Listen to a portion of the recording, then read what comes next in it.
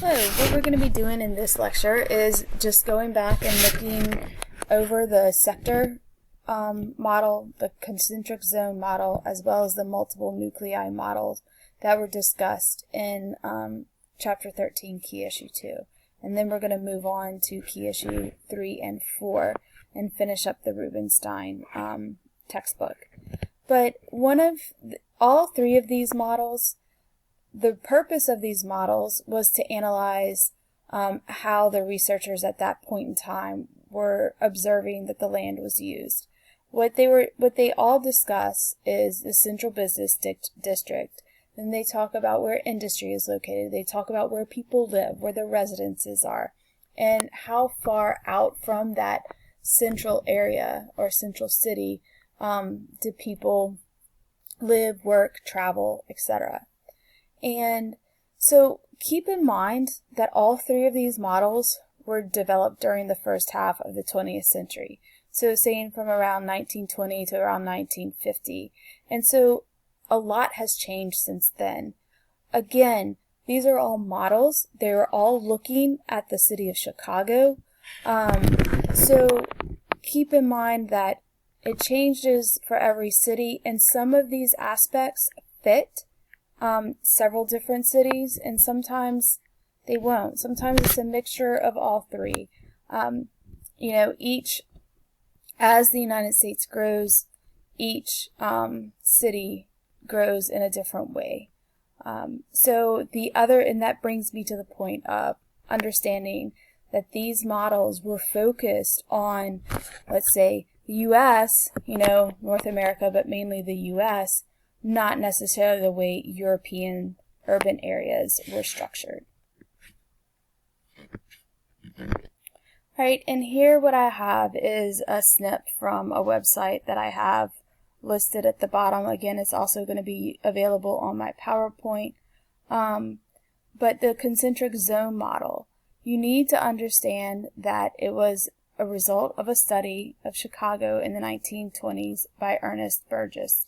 So what he found was that there are 5 different distinct zones, starting with number 1 being the central business district, and it wasn't residential. Then you have this zone of transition where you have the lower quality housing. You tend to have apartments and immigrants. Then in the third zone, you have the workingmen's home, second generation immigrant settlements.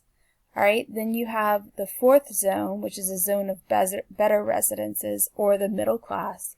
And then in this fifth zone, the commuter zones. And it's high class residential, obviously going to be more expensive houses. And these people also have the money to be able to transport themselves out from this zone further, this commuter zone, back to the CBD in order to work. Then the second model that was out there was developed by Hoyt, and this basically, again, he's looking at Chicago and mainly the areas around Lake Michigan, along the lake. And he was saying that transportation routes would radiate outward from the city center. Okay, so it would be more of wedges and not necessarily a circular pattern. So that was the difference, is that, again, when we look at Burgess's model, it's kind of like all around you have these different gradients, right? The sector model didn't necessarily look the same as that circular pattern. And here's another way of looking at it. You may have, say, sector 2, you have intermediate rent, this green area here, right? And then this sector 3, but it's not in the circular pattern of Burgess. Again, these are just observations of the way things looked in Chicago in the 1930s. So it was trying to understand why it was like this. Remember, we always need to ask the question, where and why. So you take into account the where and the why, and you're trying to improve your understanding. The multiple nuclei model is different in that it was developed a little bit later. Okay, so 1940s, we have Harris and Ullman, and they were saying that neither the previous two models, the sector model or the concentric zone model, that neither of these were really a good representation of city structure. And so they had a different way of looking at the city layout.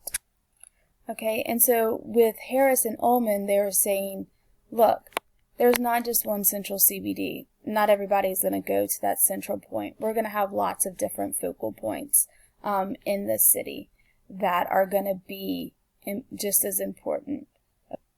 All right, and so these multiple nuclei, they may have just maybe once been a separate settlement, and then they were just absorbed into this larger urban area. They could have just been part of a growth, like maybe there was an industry there and people just gradually moved out towards them. And then sometimes residential areas just grow up. And so then they become a nuclei of themselves. If you think about Baton Rouge, back when, say, Country Club of Louisiana was established, nothing was out here. And then the town eventually kind of moved towards that way. So there are lots of different little areas within Baton Rouge that you could argue that Baton Rouge maybe fits better into the multi-nuclei model rather than, say, the concentric zone model. Because most people don't have to go downtown in Baton Rouge. So again, it's just different ways of looking at urban development. There are lots of other models out there, and one of the other models is this urban realms model. And I'm just going to read what was here. Again, this is the same website that I had referenced earlier. The urban realms are just components of different urban areas that are all connected, and they function separately in certain ways, but are linked together in the metropolitan sphere. Okay, so this is after 1950s, whenever there was lots of rapid diffusion to suburbs. You know, you think about the GI Bill allowing people to get their own homes, and so you do have this suburbanization moving out of the cities. And this brings us to the idea of this edge city. Again, in 1991, this term was coined by Joel Garrow, and it was talked about the growing of cities along suburban freeways. So it's just this edge city is representing, a push into quote-unquote new frontiers. I also have a website that I wanted to refer to, and it's What is an Edge City on worldatlas.com. And so it's saying that an area becomes an edge city when there's a concentration of firms and entertainment and shopping centers in a previously known rural or residential area. If you think about Prairieville, Prairieville's kind of one of those places. It didn't used to be much. When I had friends that moved out to Prairieville, say almost 20 years ago, I thought they were crazy because they were driving so incredibly far. And then I ended up moving out there and lived there for 12 years. So it seemed like a really far place to live, but now it's not. We're so connected. It doesn't seem that far anymore. So again, this is referring to Joel Garrow's book entitled Edge City: Life on the New Frontier, written in 1991. And so it is something for you to understand just the term. I'm not sure you're necessarily going to need to know who he is, but there is a urban growth globally. The expansion has taken place not only in the U.S., but in Europe as well and across the world. So there is some information here that if you would like to read through it, it's could be important. But again, one of the things about urban landscape and understanding urban landscape as well as edge cities is being able to look at these trends and understand movement of people and why people are moving from one place to another. Again, going back to Prairieville, understanding where people move and why they're moving out there is important because it affects your infrastructure. If you drive towards Prairieville in the afternoon around 3 or 4 o'clock in the afternoon until around 5:30, you understand that traffic is a major issue.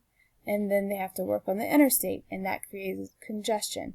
So again, those are just little bits of information that help us understand urban landscape a little bit better. All right, and also understanding the functions of the urban area. We've talked about basic sector already versus non-basic sector. So someone in, say, working at Walt Disney World would be part of your basic sector because that's what brings everybody in. And then your non-basic sector would be something like a grocery store, a gas station, something like that. And going back to the models, just to recap about the application of these models, it is, again, there have been modifications. The concentric zone model, the sector model, multiple nuclei model, those were models mainly geared towards North America, mainly US, and our urban layout. Here, these urban structures are referring to developing countries. So the sub-Saharan African city is going to be different than the layout of a Southeast Asian city or a city in Latin America. Again, a lot of this is going to have to do with history. It's going to have to do with what's going on in their economy right now. But as I said in the beginning, it's about the where and why, and how the urban areas are set up, why they're set up that way, and just getting a better understanding for the communities. Again, this brings us back to cultural differences and how cultural differences as well as historical differences influence the way things are today. And just to talk about changes over time, here's a picture of Baton Rouge back in 1967. And so here you can look back here and you can see the Mississippi River, right? And you're not exactly sure what all this is. At first glance, you might think, oh, well here, wow, that must be LSU. But it's not. If you look a little closer, you see there's a circular drive in here. And here is going to be Government Street. This is going to be Catholic High. Here is Baton Rouge High. And the reason why I knew that is because I could see the little walkway that leads from Government Street up to Baton Rouge High. But it's amazing how things have changed over time. And the urban areas of 1967 are not exactly the same as the way Baton Rouge looks today. So, I'm going to leave you with that. And in the next video, we will talk about key issues 3 and 4.